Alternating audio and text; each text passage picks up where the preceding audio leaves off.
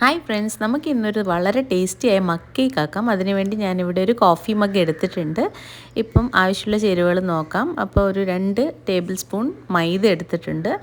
അതേപോലെ cocoa powder ഒരു table spoon എടുത്തിട്ടുണ്ട്.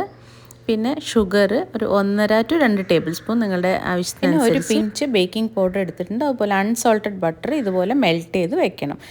ഇനി നേരത്തെ പറഞ്ഞ എല്ലാ ഇൻഗ്രീഡിയൻസും ഒന്നൊന്നായിട്ട് നമുക്ക് ഈ കോഫി മഗിലേക്ക് ട്രാൻസ്ഫർ ചെയ്യാം. ഇവിടെ ഞാൻ ആദ്യം മൈദ ആഡ് ചെയ്തിട്ടുണ്ട്. ഇപ്പോൾ ഇതാ കൊക്കോ പൗഡർ ആഡ് ചെയ്യാമെന്ന് നെക്സ്റ്റ്. അതുപോലെ ബേക്കിംഗ് പൗഡർ, ഷുഗർ ഞാൻ പൊടിച്ചിട്ടൊന്നുമില്ല, ജസ്റ്റ് അതേപോലെ ആഡ് ചെയ്തതാണ്. ഇനി ഒരു ഫോർക്ക് വെച്ചിട്ട് നമുക്ക് ഈവൺ ആയിട്ട് ഇതുപോലെ മിക്സ് ചെയ്ത് കൊടുക്കണം. ഫോർക്ക് കൊണ്ട് ചെയ്താൽ കുറച്ച് വേഗം നമുക്ക് മിക്സ് ചെയ്യാൻ പറ്റും.